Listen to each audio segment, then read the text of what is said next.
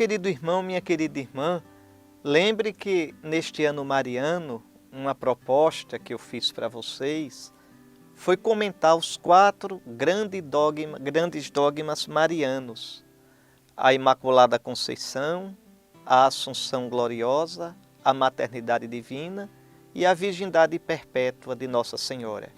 Eu já comentei 3, falta o último e mais importante dos dogmas de Nossa Senhora, a sua Assunção Gloriosa. Por que o mais importante? Mais importante para Nossa Senhora, porque é a plenitude dela, como um rio que corre, corre até chegar no mar. Na sua Assunção Gloriosa, Nossa Senhora chega a Deus. Ela é plenamente criatura, plenamente mulher, plenamente mãe, plenamente Maria. Mas o que a Igreja ensina? A Igreja ensina que Nossa Senhora, ao final da sua peregrinação terrena, é assim que o Papa Pio XII, sistematizando a fé da Igreja, em 1950, com a autoridade de Mestre Supremo da fé dos cristãos, ele explicou: um dogma não é a invenção de uma doutrina. O dogma é quando já a fé da Igreja está madura e então, às vezes, o Papa julga conveniente explicitar de um modo sistemático, arrumado, aquilo que já é a fé da Igreja.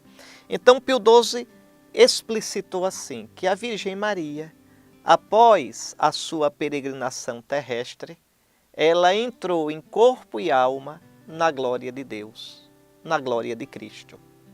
Então, enquanto todos nós, logo após a morte, na nossa alma, a alma criada para Deus, nós, transfigurados em Cristo, entramos na glória do céu ou nos purificamos naquele estado que a gente chama de purgatório, ou, longe de Cristo, que Deus nos livre, somos danados no inferno. Então, logo após a morte, mas só em alma, Nossa Senhora, né, em corpo e alma, entrou na glória do céu.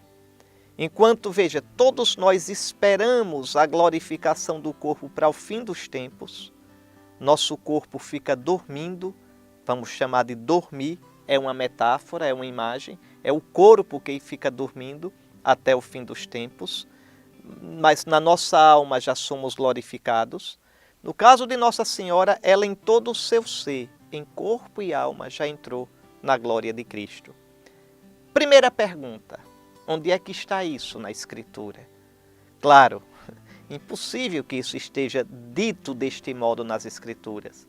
As Escrituras dão testemunho, não é, da fé inicial da Igreja na época apostólica. Agora ali já estão todas as sementes do que a Igreja vai desenvolvendo na sua doutrina ao longo dos séculos. Jesus tinha dito isso, que daria o Espírito à Igreja, que a conduziria à verdade plena. Ele disse isso na última ceia. Você pode olhar dos capítulos 13 ao capítulo 17 de São João, Jesus na última ceia vai falar que vai mandar o Paráclito. No capítulo 14 de João ele vai falar isso 2 vezes, que vai mandar o Paráclito e que o Paráclito, o Consolador, o Espírito, vai conduzindo a Igreja à verdade plena. E será sempre isso, na sua vida, na sua liturgia, na sua fé, na sua oração. A Igreja vai cada vez mais crescendo na compreensão da Sagrada Escritura. Pois, então, mas na Sagrada Escritura estão as sementes desta doutrina. Primeiro, a inimizade entre a serpente e a mulher, entre a descendência da serpente e a descendência da mulher. Eu já expliquei isso quando falei da Imaculada Conceição.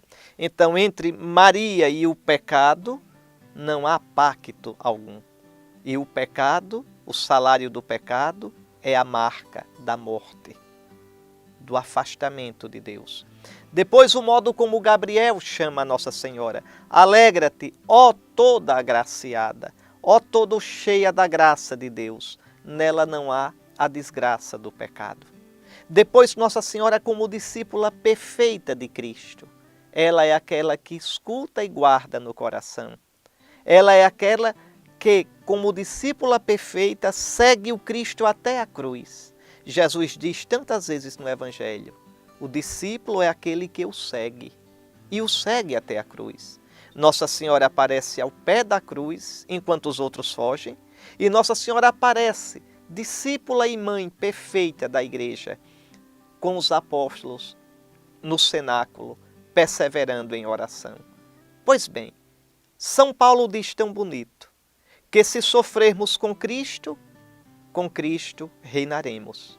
Se morrermos com Cristo viveremos.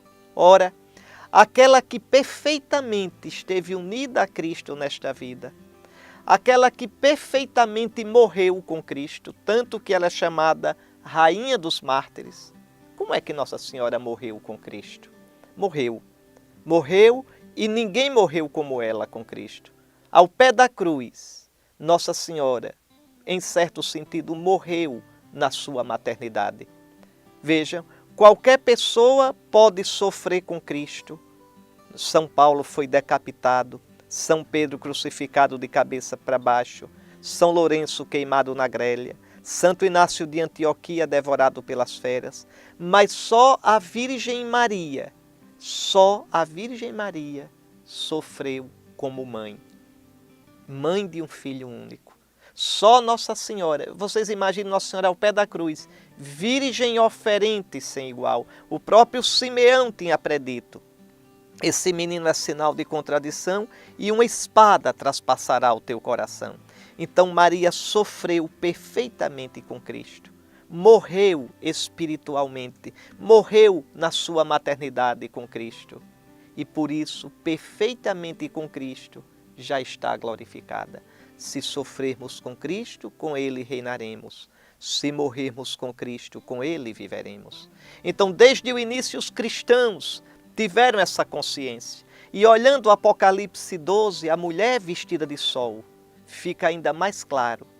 Veja, essa mulher, ela pisa a lua, porque a lua simboliza a instabilidade deste mundo. A lua muda de fases o tempo todo. Ela pisa a lua, ela já entrou no definitivo. Ela está vestida de sol, o sol é Cristo, então é mulher gloriosa, mulher glorificada pelo Espírito Santo, que é a vida de Cristo. Mulher coroada de 12 estrelas, rainha da igreja, daí 12, consumação do povo de Israel, o povo das 12 tribos, e continuamente grávida de Cristo. Maria pode dizer como São Paulo: filhinhos por quem eu sofro continuamente as dores de parto, até que Cristo seja formado em vós. Então, a igreja, inspirada em todos esses textos da Escritura, e na sua oração, na sua liturgia, desde cedo o povo de Deus, inspirado, guiado pelo Espírito e orientado pelas Sagradas Escrituras, foi tendo a certeza que Nossa Senhora, que viveu plenamente unida a Cristo, que morreu com Cristo, Maria morreu, também foi glorificada com Cristo, em todo o seu ser, corpo e alma, porque aquele corpo que serviu de morada durante 9 meses para o Senhor da vida, que foi templo de Deus, não ficou na morte, não experimentou a corrupção, unido a Cristo, que já está glorioso no céu. Então é muito bonito, porque a Assunção enche a gente de esperança. A Assunção, na verdade, é festa de Cristo. Mostra que a salvação que Cristo trouxe já transfigurou totalmente a sua mãe, como nos transfigurará a nós. Logo após a morte, transfigurará a nossa alma e no fim dos tempos, transfigurará nosso corpo. Então, em corpo e alma no céu, só a Virgem Maria de criatura. Claro, Cristo já está glorificado, mas Ele é o Criador. É o corpo do próprio Deus que assumiu a carne, não é? Assumiu a natureza humana. Mais uma coisa, Maria morreu mesmo? Morreu. Agora os cristãos não chamam, pelo menos os cristãos ortodoxos, retos na fé, não chamam a morte de Maria de morte, chama de dormição. Porque existe morte e morte. Uma pessoa que é muito unida a Cristo, Ave Maria, enfrenta a morte como uma graça. Santa Teresinha dizia, não é? Morro de amor.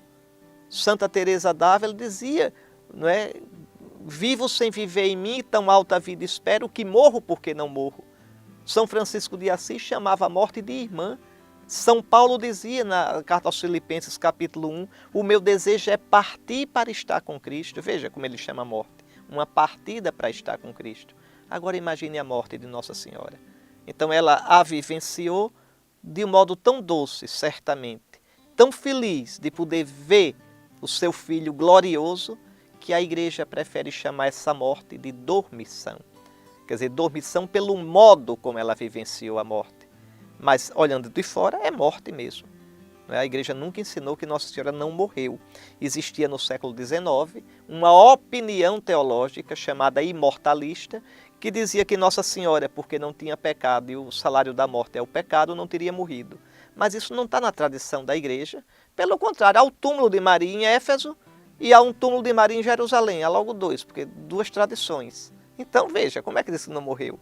E depois, outra coisa.